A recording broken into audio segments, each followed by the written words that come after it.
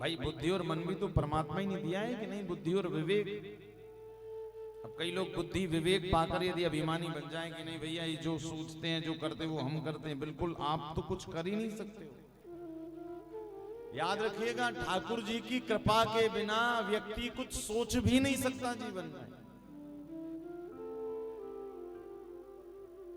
ये बुद्धि ये विवेक सब मेरे गोविंद का दिया हुआ है। कैसे बुद्धि विवेक कैसे दी परमात्मा ने?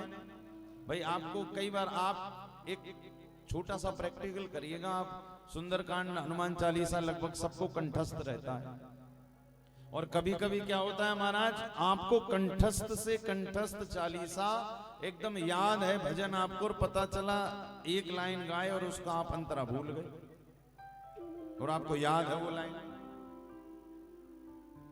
तो इसका मतलब क्या हुआ कि बुद्धि और विवेक देने वाले भी ठाकुर जी हैं। वो कब भुला दें, कब आपको याद करवा दें परमात्मा के याद। कई बार हम ही कथा करते महाराज, मंगलाचरण के सारे श्लोक याद है और पता चला एक आधे श्लोक ठाकुर जी ने विस्मृत कर दिया, उसको भूल गए जो रोज बोलते हैं। और कभी कभी ऐसा होता है कि ठाकुर जी वो विस्मृत ही करवा देते हैं।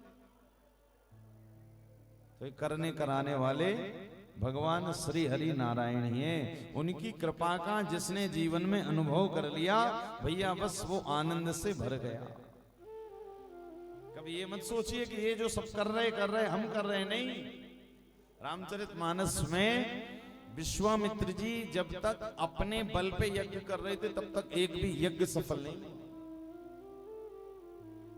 आप सब भी कल्पवास में आए, बिल्कुल ये मत समझिए कि हम आए हैं हमारे पुण्य बढ़ रहे, बिल्कुल नहीं भाई। पुण्य बढ़ाने वाले भी कन्हैया हैं, यहां लाने वाले भी श्री बिहारी जी हैं।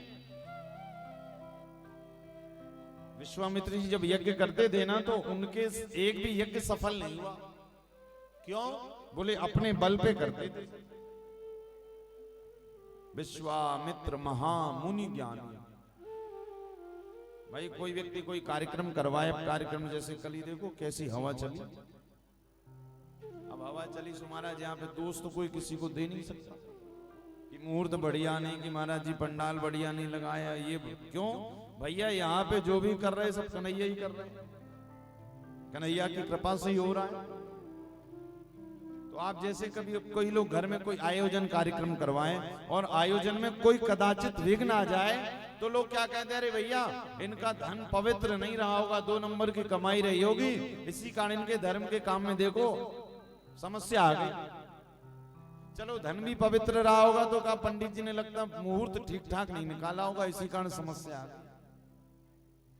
चलो मुहूर्त भी निकाल दिया, सब चीज बढ़िया हो गई। अब पता चला भंडारा जिस दिन हुआ सो महाराज उस दिन पूरी कम हो गई। बोले ऐसे भंडारा बनाते थे?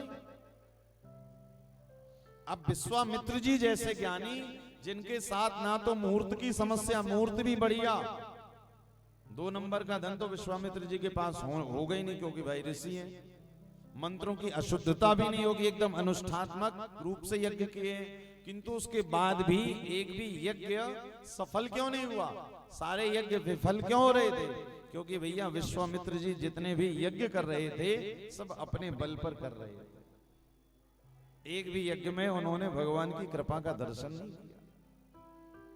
तुलसीदास जी ने कहा कि विश्वामित्र महामुनि ज्ञानी बसहि विपिन शुभ आश्रम जानी।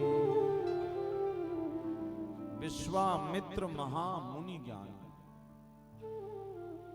आश्रम में रहते, तो ये सब आप देखो कल्पवास जो करने आए वो सब यज्ञ करने ही आए हो। 1 महीने का, 15 दिन का, कोई 4 दिन, कोई 2 दिन, कोई 1 ही दिन के लिए आया है। तो ये सब यज्ञ आप अपने बल पर नहीं कर रहे हो, इस आपके यज्ञ करने में बल किसका है? बोले हमारे भगवान श्री हरि नारायण का है।